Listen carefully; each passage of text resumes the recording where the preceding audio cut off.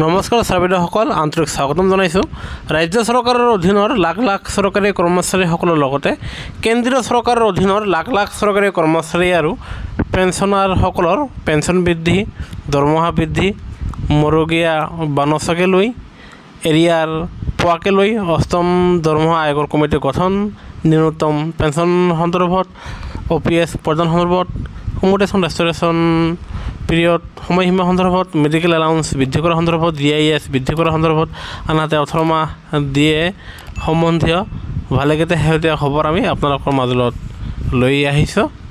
আৰু বিশেষকৈ 15 আগষ্ট উপলক্ষে কৰ্মচাৰী আৰু পেঞ্চনাৰসকলে কি কি লাভ কৰিব সেয়াও আমি আপোনালোকক সম্পূৰ্ণ জনাম। সেয়েহে ভিডিঅ'টো শেষলৈকে চাব। আনহাতে যিসকল ছাৰ বাইদেৱে পোনপ্ৰথমবাৰৰ বাবে আমাৰ চেনেলটো চাই আছে তেওঁলোকৰ প্ৰতি এটা অনুৰোধ, চৰকাৰী কৰ্মচাৰী আৰু পেঞ্চনাৰসকলৰ সৈতে জড়িত প্ৰতিটো শেহতীয়া খবৰ সকলোতকৈ আগত পাবলৈ আপোনালোকে নিশ্চয় আমাৰ চেনেলটো লাইক এটা দি ছাবস্ক্ৰাইব কৰিবলৈ নাপাহৰিব, কিয়নো আপোনালোকৰ লাইক আৰু ছাবস্ক্ৰাইবে আমাক পৰৱৰ্তী ভিডিঅ' প্ৰস্তুত কৰাত উৎসাহ যোগায়। সেয়েহে আপোনালোকৰ সময়ৰ প্ৰতি লক্ষ্য ৰাখি আমি প্ৰথম খবৰটো ক'বলৈ ওলাইছোঁ। আৰু সেই প্ৰথম খবৰটো হ'ল পেঞ্চনাৰসকলৰ বাবে, আৰু য'ত কৰ্ণাটক হাইকোৰ্টে কৈছে যে অৱসৰৰ পিছত কোনো কৰ্মচাৰী নাইবা পেঞ্চনাৰে তেওঁলোকে নিজৰ ডেট অফ বাৰ্থ জন্মতিথি সলাব নোৱাৰিব। হয় ছাৰবিদসকল, আপোনালোকে ঠিকেই শুনিছে। আৰু এয়া বিশেষ শেহতীয়া খবৰ, য'ত কৰ্ণাটক হাইকোৰ্টে কৈছে যে আপোনালোকে অৱসৰ গ্ৰহণ কৰাৰ ফলত আপোনালোকে কেতিয়াও কোনোপধ্যে আপোনালোকৰ ডেট অফ বাৰ্থ জন্মৰ তাৰিখ আপোনালোকে সলাব নোৱাৰিব। আনকি আপোনালোকৰ যি ছাৰ্ভিচ বুক আছে সেই ছাৰ্ভিচ বুকতো আপোনালোকে ডেট অফ বাৰ্থ সেয়া সলাব নোৱাৰিব। আৰু এয়া একেবাৰে শেহতীয়া খবৰ। এতিয়া আমি আপোনালোকৰ মাজত 2 নম্বৰ খবৰটো লৈ আহিছোঁ। সেয়া হ'ল আপোনালোকৰ EPF 95ৰ অধীনৰ পেঞ্চনাৰসকলৰ কাৰণে এক বিশেষ শেহতীয়া খবৰ, কিয়নো EPF 95 অধীনৰ পেঞ্চনাৰসকলৰ এটা কেছ পেঞ্চন বৃদ্ধি সন্দৰ্ভত বহুদিন ধৰি ৰেজিষ্টাৰ হৈ আছিলে আৰু তাৰ শুনানি প্ৰক্ৰিয়া চলি আছিলে, যাৰ ফলত এয়া চাব জব্বলপুৰ হাইকোৰ্টৰ ফালৰ পৰা এক শেহতীয়া ৰায়দান প্ৰকাশ কৰিছে, আৰু য'ত কৈছে যে 38 জন সদস্যক বেছিকৈ পেঞ্চন প্ৰদান কৰিবলৈ ইয়াৰে আদেশ দিছে, আৰু যাৰ ফলত তেওঁলোকে হাইগাৰ পেঞ্চন পাবলৈ সক্ষম হ'ব। তাৰমানে তেখেতসকলৰ পেঞ্চন বেছিকৈ বৃদ্ধি হ'ব, আৰু এয়া ৰায়দান প্ৰকাশ কৰিছে। আৰু যদিহে কোনো পেঞ্চনাৰসকলে আপোনালোকে ৰাজ্য চৰকাৰৰ অধীনৰ পেঞ্চনাৰ নহওক কিয় নাইবা কেন্দ্ৰীয় চৰকাৰৰ অধীনৰ পেঞ্চনাৰ নহওক কিয়, যদিহে আপোনালোকে ভাবি আছে যে আপোনালোকৰ পেঞ্চন কমকৈ লাভ কৰি আছে, আপোনালোকে এৰিয়াৰ কমকৈ সোমাইছে, নাইবা যেতিয়া আপোনাৰ পে ৰিভিজন হৈছে তেতিয়া আপোনালোকৰ পেঞ্চন ঠিক হিচাপে বৃদ্ধি পোৱা নাই, তেনে ষ্টাইলত আপোনালোকৰ যি পেঞ্চন আদালত অনুষ্ঠিত হয়, আপোনালোকে সেই নিৰ্দিষ্ট পেঞ্চন আদালতৰ দিনাখন আপোনালোকে উপস্থিত হৈ আপোনাৰ দাবীসমূহ তুলি ধৰিব পাৰিব।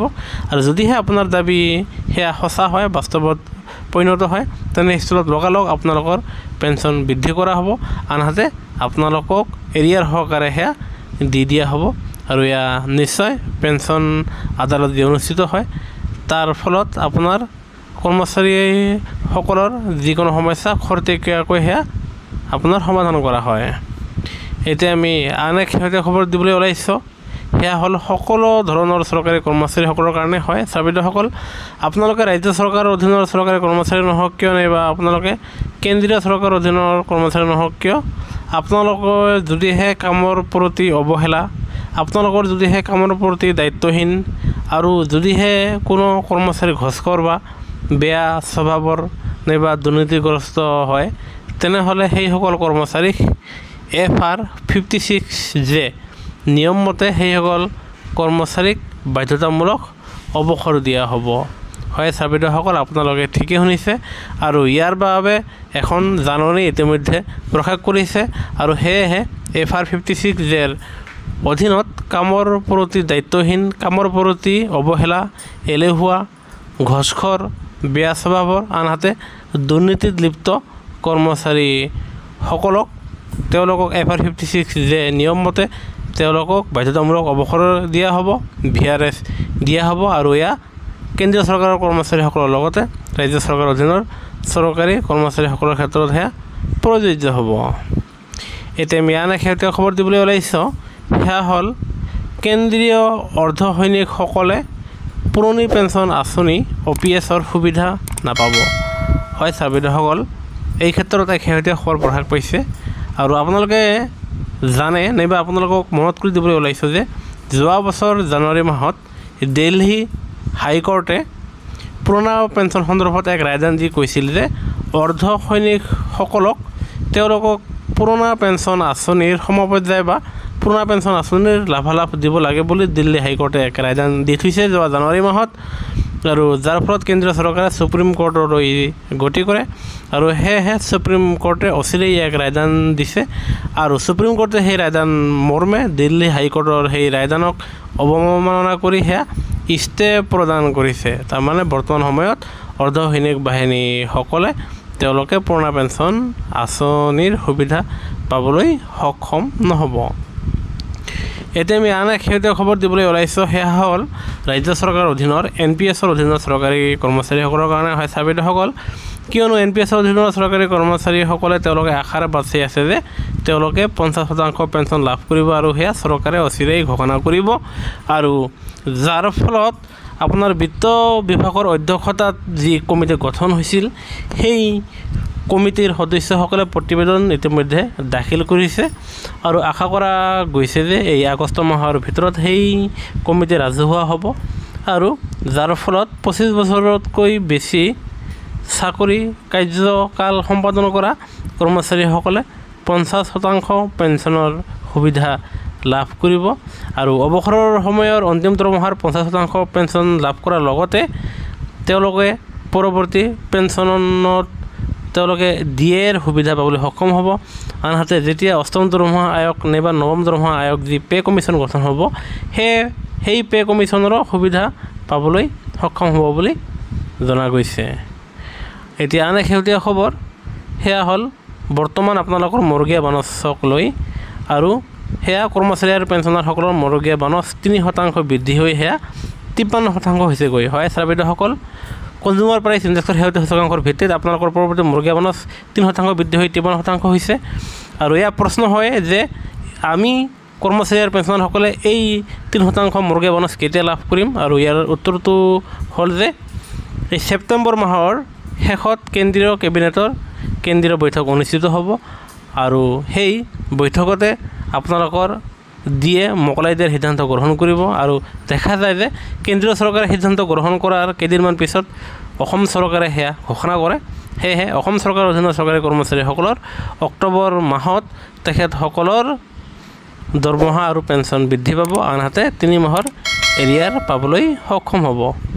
এতিয়া ক'বলৈ ওলাইছে যে কৰ্মচাৰীসকলক জৰিমনা বিহা হ'ব। হয় ছাৰ বাইদেউসকল, আৰু এই ক্ষেত্ৰত কৰ্মচাৰী কিয় জৰিমনা বিহা হ'ব সেয়া মুখ্যমন্ত্ৰী মহোদয়ৰ মুখৰেই শুনক।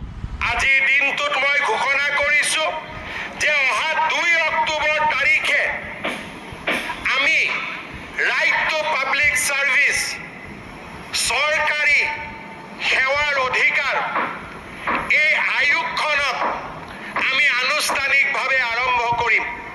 যিসকল ৰাইজৰ কাম চৰকাৰী কাৰ্যালয়ত নহ'ব তেওঁলোকে ৰাইট টু পাব্লিক ছাৰ্ভিচ কমিশ্যনক ওজৰ আপত্তি দিব পাৰিব, আৰু তেওঁলোকৰ ওজৰ আপত্তি সত্য প্ৰমাণিত হ'লে চৰকাৰী কৰ্মচাৰীসকলক আমি জৰিমনা বিহাৰ ব্যৱস্থাও এই আইনত আমি ধৰি ৰাখিছোঁ। এতিয়া আমি চৰকাৰী কৰ্মচাৰী আৰু পেঞ্চনাৰসকলৰ 15 আগষ্টৰ স্বাধীনতাৰ দিনত মাননীয় প্ৰধানমন্ত্ৰী ডাঙৰীয়াৰ লগতে মাননীয় মুখ্যমন্ত্ৰী মহোদয়ে কৰ্মচাৰীসকলৰ GIS বৃদ্ধি সন্দৰ্ভত, মেডিকেল এলাউন্স বৃদ্ধি সন্দৰ্ভত, কমিউটেশ্যন ৰেষ্টৰেশ্যন পিৰিয়ড বৃদ্ধি সন্দৰ্ভত, পুৰণা পেঞ্চন আঁচনিৰ সন্দৰ্ভত, ন্যূনতম পেঞ্চন বৃদ্ধি সন্দৰ্ভত, আনহাতে অষ্টম দৰমহা আয়োগৰ কমিটি সন্দৰ্ভত তেওঁলোকে ভালেকেইটা গুৰুত্বপূৰ্ণ খবৰ লাভ কৰিম বুলি ভাবি আছিলে, কিন্তু প্ৰধানমন্ত্ৰীৰ লগতে মুখ্যমন্ত্ৰী মহোদয়ে ভাষণত কৰ্মচাৰীসকলৰ দৰমহা বৃদ্ধি, পেঞ্চন বৃদ্ধি, অষ্টম দৰমহা আয়োগ সন্দৰ্ভত তেনেকুৱা কোনো গুৰুত্বপূৰ্ণ খবৰ ঘোষণা কৰা দেখা নগ'ল, আৰু যাৰ ফলত 15 আগষ্টৰ ভাষণত কৰ্মচাৰীসকলে যি আশা কৰি আছিল সেই আশা একচুৱেলি নিৰাশাতে পৰিণত হোৱা দেখা গ'ল। সেয়েহে আমি অনুৰোধ জনাইছোঁ, যেতিয়াই অসম চৰকাৰৰ লগতে কেন্দ্ৰীয় চৰকাৰে কৰ্মচাৰী আৰু পেঞ্চনাৰৰ ওপৰত যি ভাল খবৰ, যি জাননী প্ৰকাশ কৰিব, সেই আপোনে আপোনে আমাৰ চেনেলৰ যোগেদি আপোনালোকে সকলোতকৈ আগত পাবলৈ সক্ষম হ'ব কাৰণে নিশ্চয় লাইক এটা দি চেনেলটো আপোনালোকে পাৰে যদি ছাবস্ক্ৰাইব কৰি থ'ব। ভিডিঅ'টো চোৱাৰ বাবে ধন্যবাদ। জয় অসম।